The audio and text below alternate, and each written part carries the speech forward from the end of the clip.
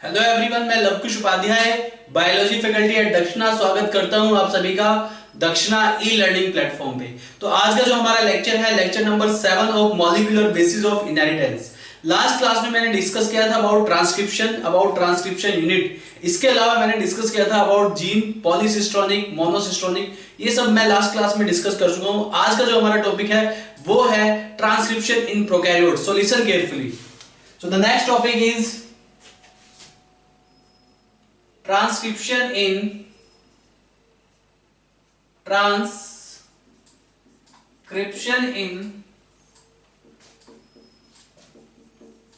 prokaryotes। एक prokaryotic cell में transcription कैसे होता है, you must understand about this. ठीक है, यहां पे प्रोकैरियोटिक सेल में ट्रांसक्रिप्शन परफॉर्म करने के लिए, जैसे कि मैं आपको डीएनए रेप्लिकेशन में मैंने बताया था कि डीएनए रेप्लिकेशन जो प्रोसेस है, डीएनए रेप्लिकेशन में जनरली क्या होता है कि वो एक एंजाइम रिक्वायर्ड प्रोसेस होता है। ऐसे ही ट्रांसक्रिप्शन भी एक एंजाइम रिक्वायर्ड प्रोसेस है। यहां भी एंजाइम रिक्वायर्ड होते हैं, यहां पे भी एंजाइम्स रिक्वायर्ड होते हैं, यानी कि ये एक एंजाइम रिक्वायर्ड प्रोसेस है लाइक डीएनए रेप्लिकेशन। तो transcription in prokaryotes, even transcription in eukaryotes, दोनों में ही एंजाइम्स की रिक्वायरमेंट होती है। तो ये जो प्रोसेस है transcription, this is enzyme required process. ये एक एंजाइम रिक्वायर्ड प्रोसेस है। इस प्रोसेस में जो एंजाइम की रिक्वायरमेंट होती है उस एंजाइम का जो नाम है, जो कि ट्रांसक्रिप्शन, यानी कि ट्रांसक्रिप्शन का मतलब मैं आपको बता चुका हूं, this is the process of formation of single stranded RNA from double stranded DNA. Single stranded RNA से डबल स्ट्रैंडेड डीएनए बनने का जो प्रोसेस है उसे आप क्या कहते हैं, ट्रांसक्रिप्शन कहते हैं। तो ट्रांसक्रिप्शन में यहाँ पे एंजाइम्स रिक्वायर्ड हैं। तो यहाँ पे आरएनए की फॉर्मेशन हो रही है, यानी कि यहाँ पे आपको ऐसा एंजाइम चाहिए जो कि आरएनए की फॉर्मेशन करता है। तो ये एंजाइम रिक्वायर्ड प्रोसेस है। और यहाँ पे जो एंजाइम रिक्वायर्ड है आपको कौन सा है बेटा, the name of that enzyme is DNA dependent RNA polymerase. जैसे कि मैंने आपको रेप्लिकेशन में बताया था, जो एंजाइम हमें रिक्वायर्ड होता है डीएनए डिपेंडेंट डीएनए पॉलीमरेज, क्योंकि वो डीएनए की पॉलीमराइजेशन करता है। ऐसे ही यहाँ पे ट्रांसक्रिप्शन जो है इसमें आरएनए की पॉलीमराइजेशन होती है। तो इस एंजाइम का जो नाम है वो है डीएनए डिपेंडेंट आरएनए पॉलीमरेज। कौन सा एंजाइम है, डीएनए डिपेंडेंट आरएनए पॉलीमरेज, क्योंकि यहाँ पे आरएनए का पॉलीमराइजेशन होता है। Is that clear to all of you? तो इसका नाम है डीएनए डिपेंडेंट आरएनए पॉलीमरेज। यहाँ पे जो आरएनए पॉलीमरेज एंजाइम है, शॉर्टली आप इसको आरएनए पॉलीमरेज एंजाइम कह सकते हैं। ये जो आरएनए पॉलीमरेज है in case of prokaryotic cell, बेटा यहाँ पे आरएनए का जो ये आरएनए पॉलीमरेज जो एंजाइम है प्रोकैरियोटिक सेल में, ये तीनों टाइप के आरएनए को पॉलीमराइज करता है। यूकैरियोटिक सेल में हमें जो है in case of eukaryotic transcription में 3 डिफरेंट आरएनए पॉलीमरेज रिक्वायर्ड होते हैं, RNA polymerase 1, RNA polymerase 2 and RNA polymerase 3। जबकि प्रोकैरियोटिक सेल में एक ही आरएनए पॉलीमरेज रिक्वायर्ड है। About RNA polymerase 1 and 2 and 3 I will discuss in detail in transcription in eukaryotes। यहाँ पे मैं ट्रांसक्रिप्शन इन प्रोकैरियोट्स के बारे में डिस्कस कर रहा हूँ। तो यहाँ पे I am going to discuss about RNA polymerase। यहाँ पे this RNA polymerase is enough to transcribe all kind of RNAs। Is that clear to all of you? तो ये RNA जो polymerase है, this RNA polymerase is single RNA polymerase enough to polymerize tRNA। ये tRNA को भी polymerize करता है, mRNA को भी पॉलीमराइज करता है और rRNA को भी पॉलीमराइज करता है। These all 3 types of RNA polymerized by this single RNA polymerase। ये सिंगल RNA पॉलीमरेज इन तीनों टाइप के आरएनए को पॉलीमराइज कर देता है। इस आरएनए पॉलीमरेज की स्पेशलिटी क्या होती है इसके बारे में बता देता हूं मैं। ये जो आरएनए पॉलीमरेज है बेटा, ये जो आरएनए पॉलीमरेज है इसको आप होलो एंजाइम भी कहते हैं, होलो एंजाइम। तो जो होलो एंजाइम है यानी कि जो आरएनए पॉलीमरेज है, this is made up of core enzyme plus एक फैक्टर होता है यहाँ पे सिग्मा फैक्टर, जिसको आप इनिशिएशन फैक्टर भी कहते हैं। तो this RNA polymerase is made up of this RNA polymerase, ये जो आरएनए पॉलीमरेज एंजाइम है, ये आरएनए पॉलीमरेज एंजाइम बना होता है कोर एंजाइम से और सिग्मा फैक्टर से। ये यहाँ पे एक होलो एंजाइम है। अब यहाँ पे जो कोर एंजाइम है इस कोर एंजाइम के जो मेजर कंपोनेंट्स होते हैं ये आपको पता होना चाहिए। ये कोर एंजाइम के मेजर कंपोनेंट होते हैं बीटा, बीटा डैश, इसको सीक्वेंस वाइज लिखिए। इसमें पहले अल्फा 2 होता है, इसमें 2 अल्फा होते हैं, alpha 2, alpha 2। Is that clear? In this case having alpha 2 beta, beta dash and omega, ये इसमें प्रोटीन कंपोनेंट है। ये जो कोर एंजाइम है, ये जो आरएनए पॉलीमरेज है, ये core enzyme plus sigma factor in दोनों को कंबाइन करके आपके पास एक्टिव आरएनए पॉलीमरेज आ जाता है। तो ये आरएनए पॉलीमरेज में जो कोर एंजाइम है ये है alpha 2 beta, beta dash and omega. ये इन पेप्टाइड यूनिट से मिलके बना होता है, beta, beta dash, alpha 2 and omega. तो इन पेप्टाइड से कंबाइन, इन पेप्टाइड के कॉम्बिनेशन से यहाँ पे ये कोर एंजाइम बनता है। Is that clear to all of you? तो RNA polymerase without sigma factor called core enzyme. लिख भी देता हूं मैं, कोर एंजाइम मतलब core enzyme, this is the RNA polymerase without, this is RNA polymerase without core enzyme, without initiation factor, without sigma factor, without sigma factor. बिना sigma factor के जो enzyme है उसको आप कोर एंजाइम कहते हैं। तो यहाँ पे ट्रांसक्रिप्शन एक एंजाइम रिक्वायर्ड प्रोसेस है जिसमें कि प्रोकैरियोट्स में एक ही टाइप का आरएनए पॉलीमरेज इस्तेमाल होता है, डीएनए डिपेंडेंट आरएनए पॉलीमरेज, जबकि यूकैरियोट्स में 3 डिफरेंट टाइप के आरएनए पॉलीमरेज इस्तेमाल होते हैं, that I will discuss later. तो यहाँ पे आरएनए पॉलीमरेज जो है this is made up of core enzyme and initiation factor, जिसको आप सिग्मा फैक्टर भी कहते हैं। ये कोर एंजाइम के जो यूनिट्स होती हैं वो होती है alpha 2 beta, beta dash and यहाँ पे ये omega. Is that clear to all of you? तो ये है आपका आरएनए पॉलीमरेज। अब ये आरएनए पॉलीमरेज कैसे आरएनए की पॉलीमराइजेशन करता है, कैसे ट्रांसक्रिप्शन प्रोसेस को परफॉर्म करता है, that I am going to discuss in detail. तो यहाँ पे जो आरएनए की पॉलीमराइजेशन है, यहाँ पे जो ट्रांसक्रिप्शन प्रोसेस है, ट्रांसक्रिप्शन प्रोसेस को परफॉर्म होने के लिए 3 डिफरेंट पाथवे फॉलो करने पड़ते हैं। There are 3 major steps in which transcription will complete. So the process of transcription will complete in 3 major steps. तो पहला स्टेप जो है इनिशिएशन, दूसरा स्टेप जो है इलॉन्गेशन और तीसरा स्टेप जो है वो है termination. So there are 3 major steps required for the transcription of mRNA और RNA. Is that clear to all of you? तो यहाँ पे 3 major steps required for transcription. Transcription के लिए यहां पे 3 मेजर स्टेप्स रिक्वायर्ड होते हैं। Number 1 is initiation, number 2 is elongation and number 3 is termination. Now I am going to discuss in detail about all these 3 steps: initiation, elongation and termination. तो first of all I am going to discuss about initiation step. तो initiation step में, transcription process के initiation step में क्या होता है, you must understand about this, listen carefully. तो ध्यान दीजिए प्लीज। यहां पे देखिए प्लीज, लिसन केयरफुली। हम इनिशिएशन स्टेप से स्टार्ट करते हैं। इनिशिएशन का मतलब होता है, इनिशिएशन स्टेप में बिगिनिंग ऑफ ट्रांसक्रिप्शन होती है, यानी कि एमआरएनए की पॉलीमराइजेशन स्टार्ट हो जाती है एट द बिगिनिंग स्टेप, यानी कि एट द इनिशिएशन स्टेप। यहां पे इन दिस केस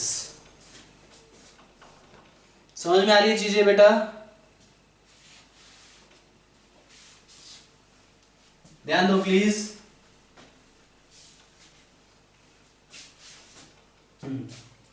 तो यहां पे स्टार्ट करते हैं इनिशिएशन स्टेप से। कौन से स्टेप से स्टार्ट करते हैं बेटा? इनिशिएशन स्टेप से स्टार्ट करते हैं। इसको भी हम क्लीन कर देते हैं, प्लीज लिसन केयरफुली। तो इनिशिएशन स्टेप कैसे होता है ये आपको पता होना चाहिए। ये डायग्रामेटिकली भी बता रहा हूं मैं आपको, और यहाँ पे जितने भी पॉइंट्स हैं इनिशिएशन से रिलेटेड वो सब भी लिखा देता हूं। तो यहाँ पे देखिए, the first step is initiation. तो बेटा इनिशिएशन में क्या होता है, you must understand about this.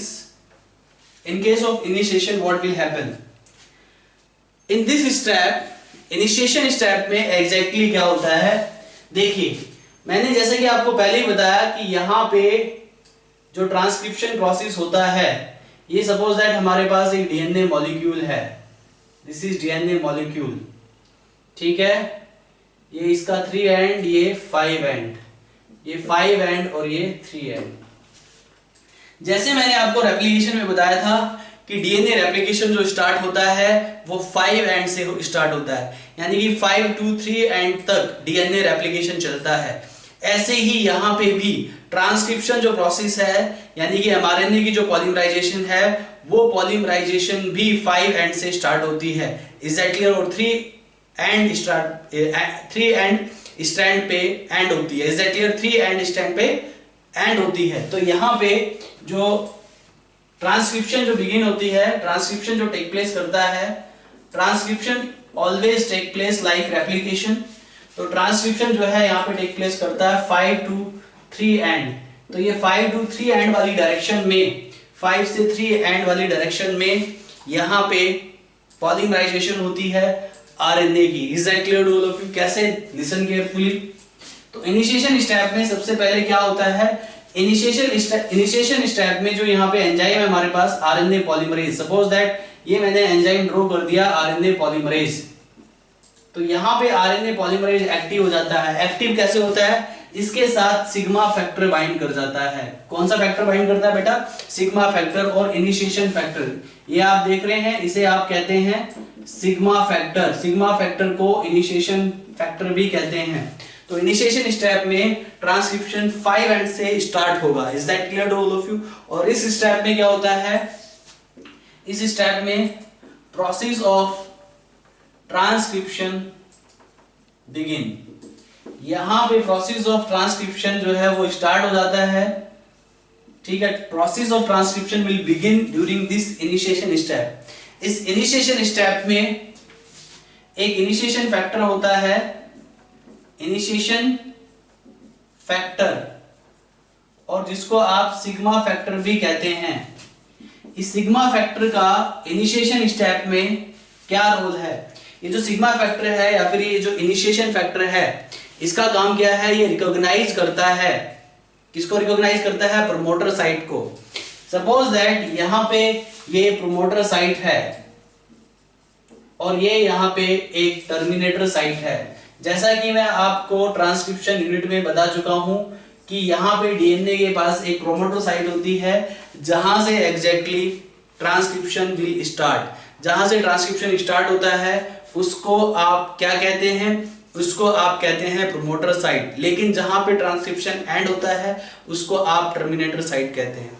तो यहाँ पे प्रोमोटर साइट से डीएनए आरएनए की पॉलीमराइजेशन स्टार्ट होती है ट्रांसक्रिप्शन में, लेकिन उस पॉलीमराइजेशन को इनिशिएट करने में इनिशिएशन फैक्टर हेल्प करता है। बिना इनिशिएशन फैक्टर के RNA polymerization will not start. Is that clear? तो आरएनए पॉलीमराइजेशन जो है वो इनिशिएशन फैक्टर के बिना स्टार्ट नहीं होगा।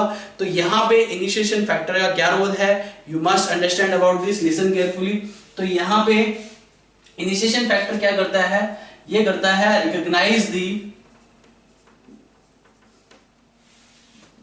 Promoter site. ये प्रोमोटर साइट को रिकॉग्नाइज करता है कौन? Initiation factor. और आरएनए पॉलीमरेज के साथ बाइंड होता है। तो आरएनए पॉलीमरेज इनिशिएशन फैक्टर की वजह से प्रोमोटर साइट को रिकॉग्नाइज करता है। Is that clear? तो ये रिकॉग्नाइज करता है किसको बेटा? प्रोमोटर साइट को। सपोज दैट अगर यहाँ पे इनिशिएशन फैक्टर ना हो, इनिशिएशन फैक्टर की एब्सेंस में क्या होगा? ये इनिशिएशन फैक्टर का जो मेन रोल है वो ये है कि ये प्रोमोटर साइट को रिकॉग्नाइज करने में हेल्प करता है किसको? आरएनए पॉलीमरेज को। क्योंकि at the end RNA polymerase को पॉलीमराइजेशन करनी है, लेकिन पहले उसको वो साइट रिकॉग्नाइज करनी होगी जहां से एमआरएनए, जहां से आरएनए का ट्रांसक्रिप्शन स्टार्ट होता है, जहां से आरएनए की पॉलीमराइजेशन स्टार्ट होती है। तो उस चीज में ये इनिशिएशन फैक्टर उसको हेल्प करता है रिकॉग्निशन में। सपोज दैट यहाँ पे अगर इनिशिएशन फैक्टर ना हो तो क्या होगा, अगर यहाँ पे इनिशिएशन फैक्टर ना हो तो आरएनए पॉलीमरेज प्रोमोटर साइट को रिकॉग्नाइज नहीं कर पाएगा, और अगर आरएनए पॉलीमरेज प्रोमोटर साइट को रिकॉग्नाइज नहीं कर पाएगा तो उस केस में क्या होगा ये आपको पता होना चाहिए। उस केस में आरएनए पॉलीमरेज बिना प्रोमोटर साइट के कहीं से भी रैंडमली आरएनए पॉलीमराइजेशन स्टार्ट कर देगा। Is that clear? Randomly RNA polymerization start हो जाएगी और जो कि एक मीनिंगलेस प्रोसेस होगा। Is that clear? जरूरी नहीं है कि वो जो आरएनए बनेगा, जो रैंडम आरएनए बनेगा जो कि प्रोमोटर साइट से स्टार्ट नहीं हुआ है, वो जरूरी नहीं है, वो कंपलसरी नहीं है किसी एक इफेक्टिव प्रोटीन को एक्सप्रेस कर पाए। Is that clear to all of you? तो यहाँ पे इनिशिएशन फैक्टर की भी अपनी एक अहमियत है, इसका भी एक सिग्निफिकेंस है। इसके बिना आरएनए पॉलीमरेज रिकॉग्नाइज ये प्रोमोटर साइट को रिकॉग्नाइज नहीं कर पाएगा। So you must understand about this. तो इन दिस केस ये यहाँ पे जो इनिशिएशन फैक्टर है या ये यहाँ पे जो सिग्मा फैक्टर है, recognize the prime promoter site in absence of, ये पॉइंट भी आप लिख लीजिएगा, in absence of initiation factor. Initiation factor की एब्सेंस में, इनिशिएशन फैक्टर जिसको आप सिग्मा फैक्टर भी कहते हैं, जिसको आप सिग्मा फैक्टर भी कहते हैं, in absence of sigma factor what will happen? In absence of sigma factor या in absence of initiation factor क्या होगा यहाँ पे आपको पता होना चाहिए। In absence of initiation factor और in absence of sigma factor RNA polymerase will not recognize promoter site, will not recognize promoter unit और promoter site को आरएनए पॉलीमरेज रिकॉग्नाइज नहीं कर पाएगा। आरएनए पॉलीमराइजेशन रैंडमली कहीं से भी स्टार्ट हो जाएगी। ठीक है, आरएनए पॉलीमराइजेशन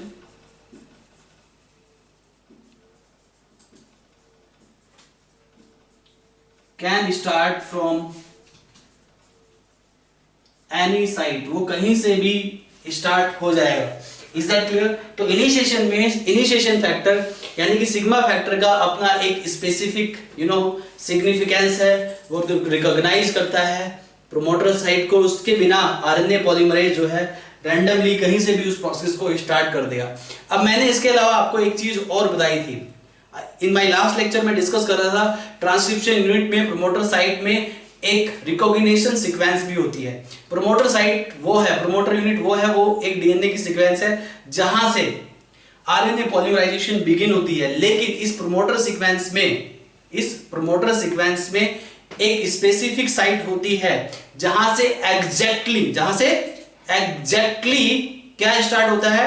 ट्रांसक्रिप्शन स्टार्ट होता है। तो उस एग्जैक्ट साइट को आप रिकॉग्निशन सीक्वेंस कहते हैं। तो यहां पे रिकॉग्निशन सीक्वेंस कंजर्व होती है प्रोमोटर यूनिट में, जहां से ट्रांसक्रिप्शन एग्जैक्टली स्टार्ट होता है। Is that clear to all of you? तो इसके बाद मैं आपको रिकॉग्निशन सीक्वेंस भी बता देता हूं। ये रिकॉग्निशन सीक्वेंस प्रोकैरियोटिक सेल में यानी कि ट्रांसक्रिप्शन प्रोकैरियोट्स में क्या होती है ये आपको पता होना चाहिए। Listen carefully. तो इसके बाद इनिशिएशन स्टेप में ये भी बताना बहुत जरूरी है, recognition sequence, this is the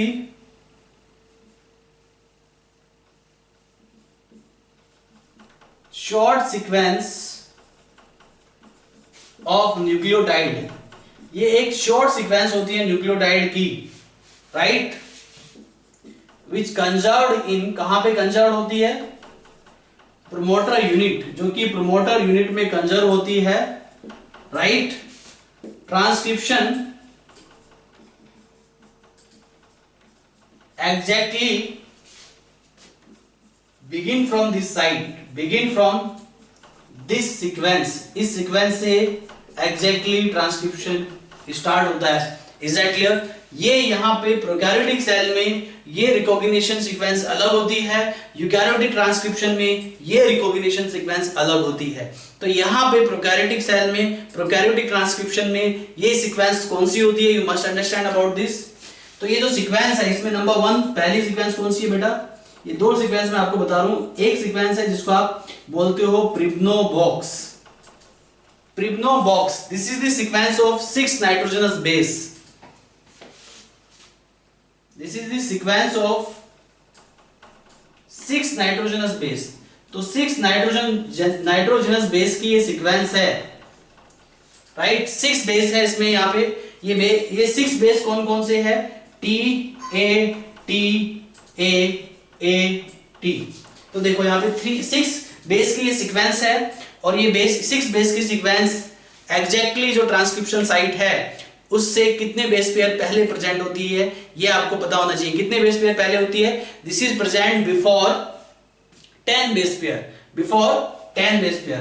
this is present before 10 nitrogenous base pair. ये 10 नाइट्रोजनस बेस पेयर से एग्जैक्टली पहले होता है। बिफोर 10 नाइट्रोजन बेस पेयर मतलब जहां से एग्जैक्टली ट्रांसक्रिप्शन स्टार्ट होना है। तो ये प्रिब्नो बॉक्स पे क्वेश्चन कभी कभी आपको एग्जाम में दिख सकता है। तो ये 6 बेसिस की सीक्वेंस है जो कि 10 नाइट्रोजनस बेस पेयर से पहले प्रेजेंट होती है, जहां से एग्जैक्टली ट्रांसक्रिप्शन स्टार्ट होता है। Is that clear? Pribnow box. ऐसे ही यहां पे एक सीक्वेंस और होती है जिसका नाम है अनदर सीक्वेंस TTGACA। TTGACA ये भी एक सीक्वेंस है। ये प्रेजेंट होती है before 35 nitrogenous base pair. Before 35 nitrogenous base pair से पहले ये प्रेजेंट होती है TTGCA। Is that clear? तो 35 नाइट्रोजन बेस पेयर से पहले प्रेजेंट होती है ये, ठीक है। नाइट्रोजन बेस पेयर मतलब ये बेस लिखिए खाली, या पेयर भी लिख सकते हैं, नो इश्यू। ध्यान दीजिए, लिसन केयरफुली। तो ये हो गया आपका रिकॉग्निशन सीक्वेंस, ये हो गया इनिशिएशन। तो इनिशिएशन प्रोसेस में क्या होता है? इनिशिएशन प्रोसेस में initiation factor sigma factor help करता है। सिग्मा फैक्टर या इनिशिएशन फैक्टर रिकॉग्नाइज करता है प्रोमोटर यूनिट को, जहां से डीएनए आरएनए का ट्रांसक्रिप्शन स्टार्ट होता है, या फिर ये कहिए जहां से आरएनए का पॉलीमराइजेशन स्टार्ट होता है। Is that clear to all of you? अब ये जो इनिशिएशन फैक्टर है ये रिकॉग्नाइज करने में हेल्प करता है। अगर यहाँ पे रिकॉग्निशन फैक्टर, ये इनिशिएशन फैक्टर या सिग्मा फैक्टर एब्सेंट होता है, in that case what will happen? अगर ये एब्सेंट होता है तो आरएनए पॉलीमरेज रिकॉग्नाइज नहीं कर पाएगा प्रोमोटर साइट को, और अगर आरएनए पॉलीमरेज प्रोमोटर साइट को रिकॉग्नाइज नहीं कर पाया तो बेटा क्या होगा? वो रैंडमली कहीं से भी प्रोसेस स्टार्ट हो जाएगा, जिससे कि एक्सप्रेशन प्रॉपर्ली नहीं हो पाएगा। आर यू गेटिंग और नॉट? इसके अलावा यहाँ पे एग्जैक्ट साइट जो होती है प्रोमोटर यूनिट में, जहां से ट्रांसक्रिप्शन स्टार्ट होता है, उसे आप कहते हैं बेटा प्रिब्नो बॉक्स। उसको आप रिकॉग्निशन सीक्वेंस कहते हैं। और यहाँ पे ये 2 टाइप की है, प्रिब्नो बॉक्स और TTGACA। ये यहाँ पे 2 टाइप की सीक्वेंस है, जिससे कि पता चलता है कि ट्रांसक्रिप्शन एग्जैक्टली कहां से स्टार्ट हो रहा है। तो ये हो गया इनिशिएशन। इनिशिएशन के बाद अगला जो प्रोसेस है वो है elongation, that I am going to discuss. Listen carefully. Now the next step is elongation. ये डायग्राम बहुत इंपॉर्टेंट है, इससे भी क्वेश्चन आ जाते हैं डायरेक्टली एग्जाम में। So the next step of this process, transcription in prokaryotes, is elongation, that I am going to discuss.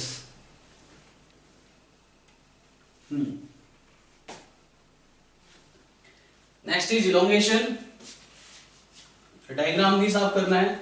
तो ये मैंने आपको इनिशिएशन बता दिया है। यहाँ पे इनिशिएशन के बाद आएगा इलोंगेशन प्रोसेस। जैसा कि मैंने आपको डीएनए रेप्लिकेशन में भी इलोंगेशन प्रोसेस बताया था। डीएनए रेप्लिकेशन में भी इलोंगेशन ऑफ डीएनए बताया था, elongation of newly synthesized strand बताया था। तो इलोंगेशन में कौन हेल्प करता है? न्यूली सिंथेसाइज्ड स्ट्रैंड को बनाने में कौन हेल्प करता है? रेप्लिकेशन में, डीएनए रेप्लिकेशन में वो हेल्प करता है डीएनए पॉलीमरेज। ऐसे ही यहाँ पे इलोंगेशन में हेल्प करेगा RNA polymerase, DNA dependent RNA polymerase. So the next step is elongation. तो लिसन केयरफुली, ये जो स्टेप मैंने यहाँ पे ड्रॉ किया है दैट इज इनिशिएशन स्टेप। यहाँ पे सिग्मा फैक्टर बाइंड करता है किसके साथ? आरएनए पॉलीमरेज एंजाइम के साथ। इसके बाद यहाँ पे देखिए, हम अब आपको बता रहे हैं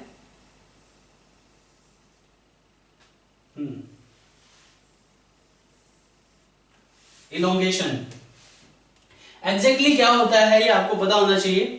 एक पॉइंट और आपको इनिशिएशन में लिखना है कि जो आरएनए पॉलीमरेज है, इस आरएनए पॉलीमरेज के यहाँ पे 2 रोल है।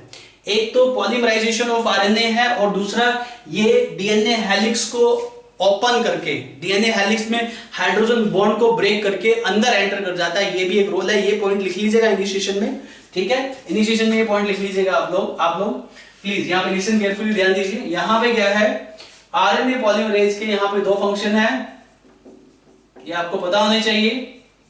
पहला पॉलीमराइजेशन ऑफ आरएनए और दूसरा it breaks the hydrogen bond. ये हाइड्रोजन बॉन्ड को ब्रेक करता है and enters into the helix of DNA.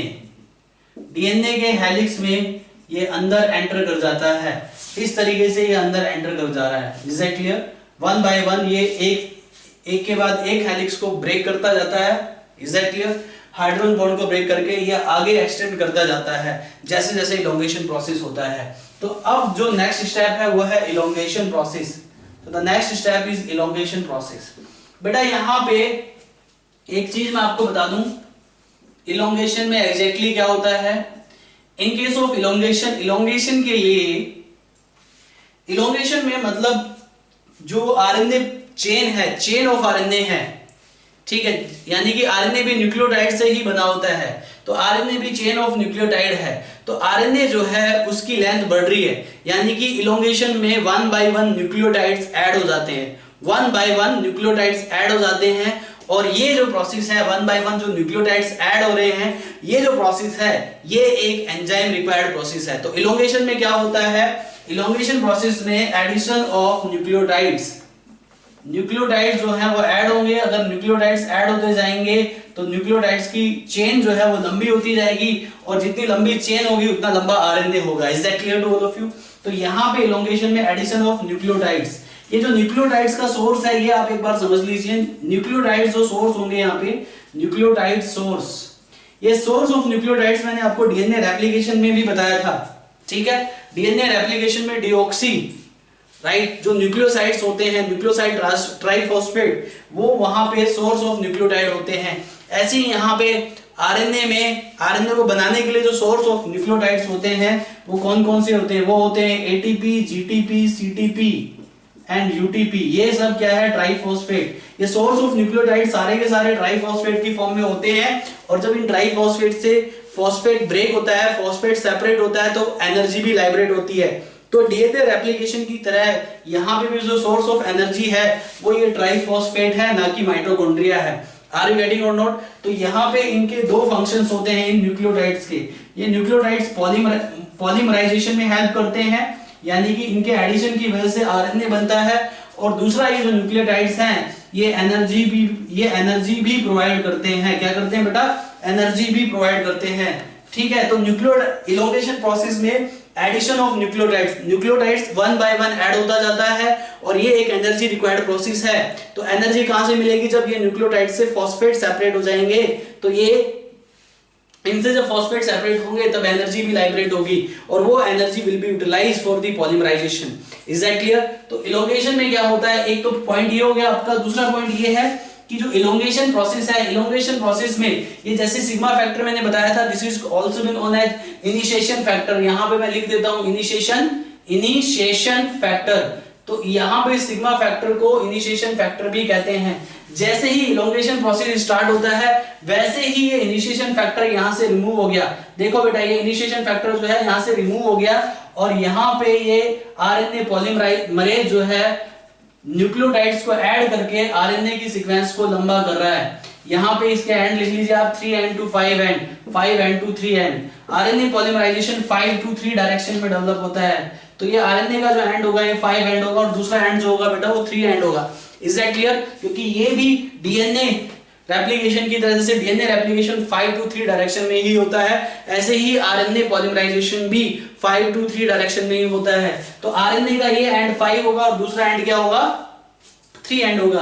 तो यहाँ पे जो आरएनए पॉलीमरेज है वो 1 by 1 न्यूक्लियोटाइड्स को ऐड करता जाता है, और न्यूक्लियोटाइड्स की एक लंबी सी चेन बन जाती है, जिसको आप आरएनए कहते हैं। जिसको आप क्या कहते हैं बेटा? आरएनए कहते हैं। तो यहाँ पे इस केस में क्या है, यहाँ पे इन दिस केस इलोंगेशन प्रोसेस में सबसे पहले तो न्यूक्लियोटाइड ऐड होने स्टार्ट हुए। दूसरी बात क्या है कि इलोंगेशन प्रोसेस में जो आप देख रहे हैं इनिशिएशन फैक्टर, ये इनिशिएशन फैक्टर रिमूव हो जाता है इलोंगेशन प्रोसेस में। यानी कि अगर इनिशिएशन फैक्टर रिमूव हो गया तो इनिशिएशन फैक्टर का रोल और आपको अच्छे से क्लियर हो गया कि इनिशिएशन फैक्टर का एक ही रोल है कि वो जो है प्रोमोटर यूनिट को रिकॉग्नाइज करता है। ठीक है, अब उसने प्रोमोटर यूनिट को रिकॉग्नाइज कर लिया है, अब उसका कोई रोल नहीं है, अब उसका कोई काम नहीं है। जब उसका काम ही खत्म हो गया तो उसको यहां से रिमूव कर दिया गया। यानी कहने का मतलब यह है इस इलोंगेशन प्रोसेस को बिना इनिशिएशन फैक्टर के, बिना सिग्मा फैक्टर के कैरिड आउट किया जाता है। यानी कि इस प्रोसेस को जो कंटिन्यू करता है, जो कैरी करता है, वो है कोर एंजाइम। मैंने बताया था RNA polymerase without sigma factor that you called core enzyme. तो इलोंगेशन प्रोसेस को कोर एंजाइम जो है कंटिन्यू करता है। आरएनए पॉलीमरेज को इलोंगेशन के टाइम पे कोई सिग्मा फैक्टर की रिक्वायरमेंट नहीं है। Is that clear to all of you? Listen carefully. तो in this case, here in this case, यहां पे जो सिग्मा फैक्टर है, सिग्मा फैक्टर जिसको आप इनिशिएशन फैक्टर भी कहते हैं, दिस सिग्मा फैक्टर और दिस इनिशिएशन फैक्टर रिमूव कर जाता है। इसकी यहां पे कोई आवश्यकता नहीं है क्योंकि it only helps in recognition of promoter unit. ये सिर्फ प्रोमोटर यूनिट को रिकॉग्नाइज करने में हेल्प करता है। Is that clear to all of you? तो यहां पे रिमूव हो गया, इट मींस यहां पे आप कंक्लूजन निकाल सकते हैं कि ओनली आरएनए पॉलीमरेज, जिसको आप कोर एंजाइम कह रहे हैं यहां पे, only RNA polymerase without sigma factor, without initiation factor, without sigma factor polymerize the RNA during elongation, during elongation process। यानी कि इस elongation process को complete करता है। ये elongation process only depend on core enzyme, ठीक है, not on sigma factor, क्योंकि sigma factor यहाँ पे remove हो चुका है। इसके अलावा यहाँ पे आरएनए पॉलीमरेज का एक काम और होता है। दो काम तो मैंने आपको ऊपर लिखवा दिए, पॉलीमराइजेशन ऑफ आरएनए, दूसरा break down of hydrogen bond, क्योंकि ये हाइड्रोजन बॉन्ड को ब्रेक करके हेलिक्स के अंदर एंटर कर रहा है। तीसरा रोल ये है कि अगर ये न्यूक्लियोटाइड ऐड करता जा रहा है, एडिशन ऑफ न्यूक्लियोटाइड हो रहे हैं, तो न्यूक्लियोटाइड, एक न्यूक्लियोटाइड दूसरे न्यूक्लियोटाइड के साथ कौन से बॉन्ड से जुड़ा होता है? एक न्यूक्लियोटाइड दूसरे बॉन्ड के साथ जुड़ा हुआ होता है। कौन से बॉन्ड से? वो जुड़ा होता है फॉस्फोडाइस्टर बॉन्ड से। यानी कि ये आरएनए पॉलीमरेज पॉलीमराइजेशन करता है फॉस्फोडाइस्टर बॉन्ड की भी।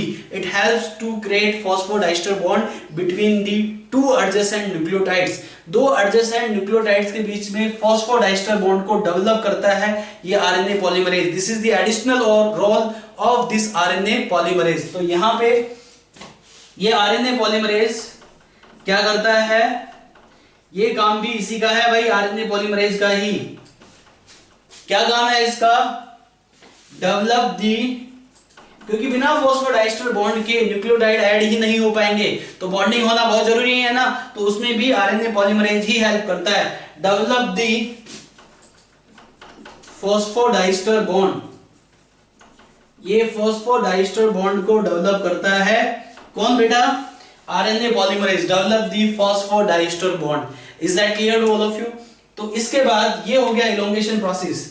तो इनिशिएशन बता दिया, इलोंगेशन बता दिया। इलोंगेशन में सीधा कोर एंजाइम काम आता है, न्यूक्लियोटाइड को ऐड करता है। न्यूक्लियोटाइड का जो सोर्स है एटीपी, जीटीपी, सीटीपी, यूटीपी, ये सब न्यूक्लियोटाइड का सोर्स है। और इनसे जब फॉस्फेट रिलीज होता है तो वो सोर्स ऑफ एनर्जी भी है, क्योंकि ये एक एनर्जी रिक्वायर्ड प्रोसेस है।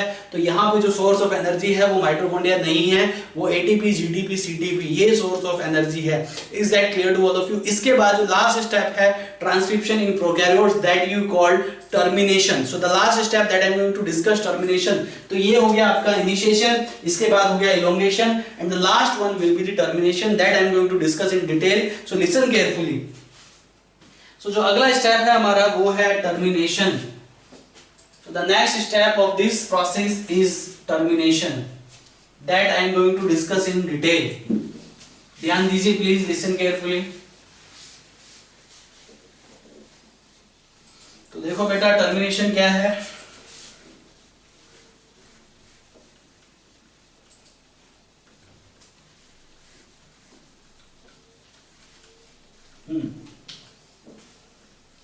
Next process is termination. ध्यान दीजिएगा प्लीज। जैसे मैंने आपको इनिशिएशन बताया, इलोंगेशन बताया, ऐसे ही टर्मिनेशन है। मतलब आपको मैंने पहले ही बता चुका हूं कि टर्मिनेशन एंड आरएनए ट्रांसक्रिप्शन से पहले ही, आरएनए पॉलीमराइजेशन से पहले ही डीएनए में प्रोमोटर यूनिट फिक्स होती है, स्ट्रक्चरल जीन फिक्स होता है और टर्मिनेटर यूनिट भी फिक्स होती है। ट्रांसक्रिप्शन यूनिट देखो यहाँ पे टर्मिनेटर यूनिट है, ये टर्मिनेटर यूनिट है, तो टर्मिनेटर एंड जो है टर्मिनेटर यूनिट जो है वो फिक्स होती है डीएनए में। Is that clear to all of you? This is fixed in DNA. तो ध्यान दो प्लीज। अब लास्ट स्टेप जो बचा है हमारा वो है टर्मिनेशन। तो टर्मिनेशन के लिए मुझे एक और डायग्राम ड्रॉ करना पड़ेगा, तो मैं ये स्पेस को खाली कर देता हूं। ध्यान दीजिए प्लीज, लिसन केयरफुली। तो द नेक्स्ट इज टर्मिनेशन। अगर बात करें टर्मिनेशन की तो यहां पे ये हमारा डबल हेलिक्स डीएनए, ठीक है बेटा, ये सपोज दैट यहां पे टर्मिनेटर साइट है, टर्मिनेटर साइट है ये हमारे पास। तो टर्मिनेटर के टाइम पे क्या होगा कि आरएनए जो है, जो आरएनए पॉलीमरेज जो है, जो डीएनए के हेलिक्स में अभी प्रेजेंट है, जैसे ही वो टर्मिनेटर रीजन पे पहुंचेगा वैसे ही वो डीएनए हेलिक्स को फ्री कर देगा, डीएनए हेलिक्स से रिमूव हो जाएगा। Is that clear to all of you? ये काम होता है टर्मिनेशन स्टेप में। तो टर्मिनेशन स्टेप में सबसे पहला पॉइंट, जो आरएनए पॉलीमरेज है, आरएनए पॉलीमरेज रिमूव फ्रॉम, किससे रिमूव हो जाएगा बेटा? डीएनए हेलिक्स से। डीएनए हेलिक्स से, जो कि वो हेलिक्स को ओपन करके अंदर घुसा हुआ है, अंदर गया हुआ है, उससे वो फ्री हो जाएगा। और जैसे ही वो फ्री होगा, उसका काम खत्म हो गया, टर्मिनेटर साइट पे जाके वो फ्री होगा। Is that clear? जैसे प्रोमोटर साइट फिक्स होती है आरएनए के ट्रांसक्रिप्शन के लिए, के बिगिनिंग के लिए, वैसे ही टर्मिनेटर साइट जो होती है, टर्मिनेटर यूनिट जो होती है, आरएनए के प्रोसेस को टर्मिनेट करने के लिए फिक्स होती है। Is that clear to all of you? तो जो टर्मिनेट साइट है, तो यहाँ पे जो टर्मिनेटर यूनिट है, इस टर्मिनेटर यूनिट पे क्या होता है, ये मैं पहले ही बता चुका हूं आपको। इस टर्मिनेटर यूनिट पे जो है ट्रांसक्रिप्शन जो होता है वो क्या हो जाता है बेटा? स्टॉप हो जाता है। इस टर्मिनेशन यूनिट का एक और इंपॉर्टेंट सिग्निफिकेंस है, इसका एक और कैरेक्टर है। हालांकि टर्मिनेटर यूनिट में आपको पढ़ा चुका हूं, लेकिन एक चीज मैं आपको और बता दूं, ये जो टर्मिनेटर एंड होता है, जैसे कि मैंने आपको बताया, टर्मिनेटर एंड पे जनरली डीएनए की पैलिंड्रोमिक सीक्वेंस होती है।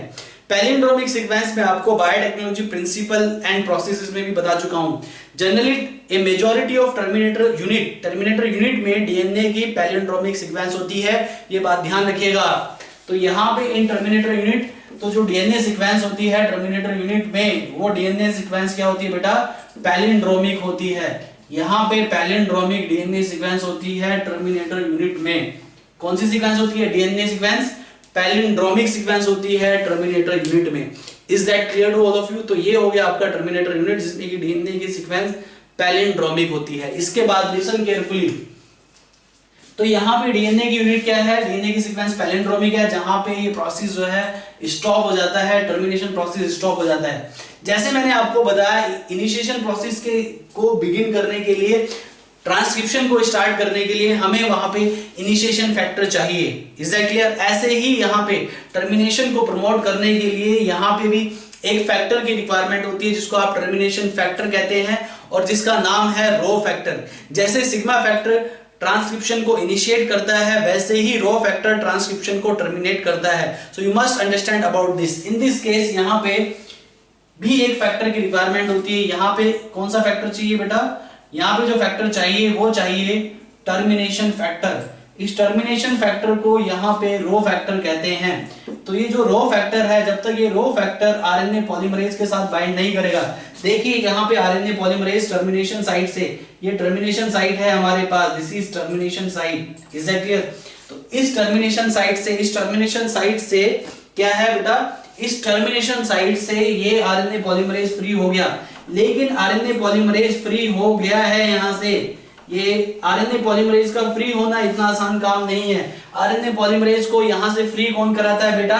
Termination factor. ये रो फैक्टर है जिसको आप टर्मिनेशन फैक्टर कहते हैं। जैसे सिग्मा फैक्टर इनिशिएशन फैक्टर है, वैसे ही रो फैक्टर टर्मिनेशन फैक्टर है। This is the symbol of rho factor. Rho factor जो होता है वो टर्मिनेशन फैक्टर होता है। Is that clear? तो ये टर्मिनेट प्रोसेस को अलाउ करता है। तो यहां पे जैसे ही आरएनए पॉलीमरेज रिमूव हुआ, ठीक है, क्यों रिमूव हुआ, उसको किसने रिमूव कराया, टर्मिनेशन फैक्टर ने। तो जैसे ही वो टर्मिनेशन फैक्टर उसको रिमूव करा देगा, then you will get the RNA. तो यहाँ पे 5 एंड यहाँ पे 3 एंड, ये आपके पास सिंगल स्ट्रैंडेड आरएनए मिल गया और यहाँ से आरएनए डिटैच हो गया। At the end RNA, nascent RNA, new RNA, तो जो नेसेंट आरएनए मतलब new RNA, nascent RNA at the end detach हो जाता है and you will get the RNA, you will get the RNA. अब exactly क्या होता है, एक चीज मैं आपको और बता दूं, यहाँ पे आपको टर्मिनेशन के लिए एक टर्मिनेशन फैक्टर चाहिए, ठीक है, जिसको आप रो फैक्टर करते हैं। In majority of cases, in majority of eukaryotic cell में हमें किसी भी टर्मिनेशन फैक्टर की रिक्वायरमेंट नहीं होती है। यूकैरियोटिक सेल में जो आरएनए पॉलीमरेज एंजाइम है वो खुद ही रिकॉग्नाइज कर लेता है टर्मिनेशन साइट को। तो टर्मिनेटर फैक्टर का, टर्मिनेशन फैक्टर का जो काम है वो रिकॉग्नाइज करता है। जैसे इनिशिएशन फैक्टर रिकॉग्नाइज करता है प्रोमोटर यूनिट को, टर्मिनेशन फैक्टर रिकॉग्नाइज करता है टर्मिनेशन यूनिट को, टर्मिनेटर यूनिट को रिकॉग्नाइज कर लेता है। तो यहां पे सिग्मा फैक्टर आरएनए पॉलीमरेज को, प्रोमोटर यूनिट को रिकॉग्नाइज करने में हेल्प करता है, वैसे ही रो फैक्टर आरएनए पॉलीमरेज को हेल्प करता है टर्मिनेशन यूनिट को रिकॉग्नाइज करने के लिए। तो यूकैरियोटिक सेल में किसी भी रो फैक्टर की रिक्वायरमेंट नहीं होती है, ये बात ध्यान रखिएगा आप। यहां पे यूकैरियोटिक सेल में जो होती है किसी भी रो फैक्टर की रिक्वायरमेंट नहीं होती, क्योंकि वहां पे आरएनए पॉलीमरेज अपने आप ही क्या कर लेता है, आरएनए पॉलीमरेज अपने आप ही रिकॉग्नाइज कर लेता है, खुद से ही रिकॉग्नाइज कर लेता है टर्मिनेशन साइट को। तो ये जो टर्मिनेटर फैक्टर है, टर्मिनेशन फैक्टर है, ये भी प्रोकैरियोटिक सेल में रिक्वायर्ड है। इसी के साथ हमारा जो ट्रांसक्रिप्शन प्रोसेस है, transcription in prokaryote is done. तो जो ट्रांसक्रिप्शन ऑफ प्रोकैरियोट होता है वो एक एंजाइम रिक्वायरिंग प्रोसेस है। तो एंजाइम कौन सा होता है, यहाँ पे DNA dependent RNA polymerase. Prokaryotic cell में जो डीएनए डिपेंडेंट आरएनए पॉलीमरेज है वो सारे टाइप के आरएनए को पॉलीमराइज करता है, वो टीआरएनए को पॉलीमराइज करता है, वो एमआरएनए को पॉलीमराइज करता है, वो ही आरएनए को भी पॉलीमराइज करता है। There are basically 3 types of RNA, ये मैं डिटेल में डिस्कस करने वाला हूं आगे। और इन तीनों टाइप के आरएनए को सिंगल आरएनए पॉलीमरेज पॉलीमराइज कर देता है, किसमें, प्रोकैरियोटिक सेल में, जबकि यूकैरियोटिक सेल में ऐसा नहीं है। When I will come to the eukaryotic cell I will discuss about that. Is that clear to all of you? तो यहाँ पे प्रोसेस जो स्टार्ट होता है ट्रांसक्रिप्शन में 3 मेजर स्टेप्स होते हैं, इनिशिएशन, इलोंगेशन एंड टर्मिनेशन। अगर मैं इनिशिएशन की बात करूं तो इनिशिएशन में क्या होता है कि जो इनिशिएशन फैक्टर है सिग्मा फैक्टर, वो बाइंड करता है आरएनए पॉलीमरेज के साथ, जिसका काम क्या है, वो रिकॉग्नाइज कर लेता है प्रोमोटर साइट को। जैसे ही प्रोमोटर साइट रिकॉग्नाइज हो जाती है वैसे ही आरएनए पॉलीमरेज हेलिक्स के अंदर एंटर करता है, हाइड्रोजन बॉन्ड को ब्रेक कर देता है। उसके बाद इलोंगेशन स्टार्ट हो जाता है। प्रोमोटर साइट में यहाँ पे एक रिकॉग्निशन सीक्वेंस भी होती है जहां से एग्जैक्टली ट्रांसक्रिप्शन स्टार्ट होता है। उस रिकॉग्निशन सीक्वेंस को प्रिब्नो बॉक्स बोलते हैं प्रोकैरियोटिक सेल में। हॉगनेस बॉक्स भी होता है, वो यूकैरियोटिक सेल में होता है। Is that clear? उसकी सीक्वेंसिंग मैं आपको बता चुका हूं, TAT, this is the sequence of Pribnow box. और ये 10 नाइट्रोजन बेस पेयर पहले प्रेजेंट होता है जहां से एग्जैक्टली ट्रांसक्रिप्शन स्टार्ट होता है। ऐसे ही TTGACA एक सीक्वेंस ये भी होती है, 35 नाइट्रोजन बेस पेयर पहले प्रेजेंट होती है। ये हो गया आपका इनिशिएशन। इसके बाद आता है इलोंगेशन। इलोंगेशन में पॉलीमराइजेशन होती है, न्यूक्लियोटाइड का एडिशन होता है। न्यूक्लियोटाइड का जो सोर्स है ATP, GTP, CTP और UTP है। इसके साथ साथ ये एनर्जी प्रोवाइड करते हैं। यहाँ पे कोई माइटोकॉन्ड्रियल एनर्जी की जरूरत नहीं है लाइक डीएनए रेप्लिकेशन, क्योंकि यहाँ पे न्यूक्लियोटाइड डायरेक्टली एनर्जी प्रोवाइड कर रहे हैं। तो ये न्यूक्लियोटाइड सोर्स है ATP, GTP, CTP and UTP। Elongation process में जो इनिशिएशन फैक्टर है वो रिमूव हो जाता है, यानी कि इलोंगेशन प्रोसेस को अचीव कराता है only RNA polymerase without sigma factor, only core enzyme without sigma factor उस प्रोसेस को इलोंगेट करने में हेल्प करता है। तो इलोंगेशन सिर्फ कोर एंजाइम पे डिपेंड करता है। इलोंगेशन के टाइम पे सिग्मा फैक्टर भी रिमूव हो जाता है, क्योंकि सिग्मा फैक्टर का काम सिर्फ रिकॉग्निशन ऑफ प्रोमोटर साइट होता है। इसके बाद जो लास्ट स्टेप आता है वो टर्मिनेशन आता है। टर्मिनेशन में क्या होता है कि जैसे ही टर्मिनेटर यूनिट पे आरएनए की पॉलीमराइजेशन पहुंच जाती है वैसे ही आरएनए वहां से डिटैच हो जाता है, आरएनए पॉलीमरेज रिमूव हो जाता है, क्योंकि टर्मिनेशन साइट पे पहुंच चुका है। टर्मिनेशन साइट को, टर्मिनेटर यूनिट को रिकॉग्नाइज करने में रो फैक्टर हेल्प करता है, और ये प्रोकैरियोटिक सेल में ही होता है। यूकैरियोटिक सेल में आरएनए पॉलीमरेज डायरेक्टली ही टर्मिनेशन यूनिट को रिकॉग्नाइज कर लेता है। तो this is all about transcription in prokaryotes. यहां पे कुछ स्पेशल पॉइंट्स भी हैं ट्रांसक्रिप्शन इन प्रोकैरियोट्स के, वो भी एक बार देख लीजिए, लिसन केयरफुली। तो some special points of transcription you must understand about this, listen carefully. तो यहां पे कुछ मैं स्पेशल पॉइंट्स भी आपको बता रहा हूं जो कि कभी-कभी एग्जाम में पूछ लिए जाते हैं। तो ये आपको पता होना चाहिए, ठीक है। This is also given in your NCERT book, आपके एनसीईआरटी की बुक में भी ये पॉइंट्स दिए हुए हैं, ठीक है। तो यहाँ पे देखो बेटा सब special points related to the bacterial transcription और related to the prokaryotic transcription. तो देखो यहाँ पे some special points related to what? Bacterial transcription. तो बैक्टीरियल ट्रांसक्रिप्शन से रिलेटेड यहां पे मेरे पास कुछ पॉइंट्स है आपको बताने के लिए। पॉइंट नंबर 1, जैसे कि आपको पता है एक प्रोकैरियोटिक सेल में न्यूक्लियस नहीं होता, प्रोकैरियोटिक सेल में न्यूक्लियस नहीं होता, तो यहां पे जो ट्रांसक्रिप्शन है वो साइटोप्लाज्म में टेक प्लेस करता है। यूकैरियोटिक सेल में ट्रांसक्रिप्शन जो आरएनए की पॉलीमराइजेशन है वो न्यूक्लियस में टेक प्लेस करता है क्योंकि वहां पे न्यूक्लियस प्रेजेंट है। तो प्रोकैरियोटिक सेल में यहां पे transcription process even translation process दोनों ही साइटोप्लाज्म में टेक प्लेस करते हैं, जबकि यूकैरियोटिक सेल में ट्रांसक्रिप्शन प्रोसेस न्यूक्लियस में टेक प्लेस करता है और ट्रांसलेशन प्रोसेस साइटोप्लाज्म में टेक प्लेस करता है। This is the first point. तो यहां पे ट्रांसक्रिप्शन जो है टेक प्लेस इन साइटोप्लाज्म, तो यहां पे ट्रांसक्रिप्शन साइटोप्लाज्म में टेक प्लेस करता है, it take place in cytoplasm. इसके अलावा अब ऐसा यहां पे क्यों होता है? बिकॉज न्यूक्लियस इज एब्सेंट, यहां पे न्यूक्लियस एब्सेंट होता है। सेकंड पॉइंट, कभी कभी क्या होता है कि यहां पे जैसे ही एमआरएनए पॉलीमराइजेशन हो रही है, एक साइड से आरएनए पॉलीमराइजेशन चलती है, तो कभी कभी बैक्टीरिया में दूसरी साइड से ट्रांसलेशन भी स्टार्ट हो जाता है। तो some time translation and transcription process बहुत स्टार्ट टुगेदर, एक साथ ही स्टार्ट हो जाते हैं। मतलब बिफोर कंप्लीशन ऑफ ट्रांसक्रिप्शन ही ट्रांसलेशन स्टार्ट हो जाता है। ट्रांसलेशन मतलब प्रोटीन सिंथेसिस। तो second point, some time translation can begin much before completion of transcription। Transcription complete नहीं हुआ है, एमआरएनए कंप्लीटली डेवलप नहीं हुआ है, उससे पहले ही ट्रांसलेशन स्टार्ट हो जाता है।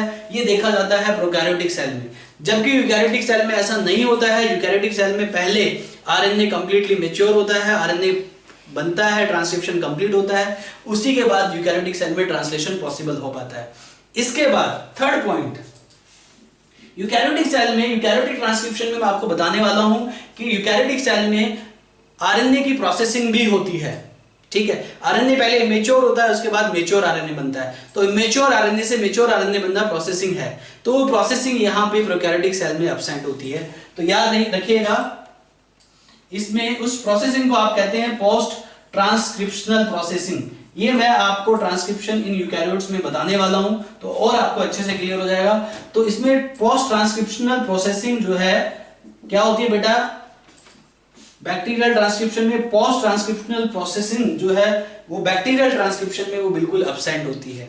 तो ये स्पेशल पॉइंट्स थे।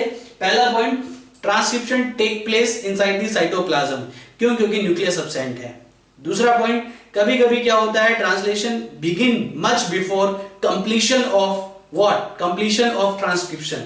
तो ट्रांसक्रिप्शन कंप्लीट होने से पहले ही ट्रांसलेशन भी कभी कभी स्टार्ट हो जाता है। और जो हमारा तीसरा पॉइंट है, जो थर्ड पॉइंट है, उसमें क्या है कि जो पोस्ट ट्रांसक्रिप्शनल प्रोसेसिंग होती है वो यहाँ पे एब्सेंट होती है। जनरली पोस्ट ट्रांसक्रिप्शनल प्रोसेसिंग जो है ये ऑब्जर्व की जाती है, किसमें ऑब्जर्व की जाती है बेटा?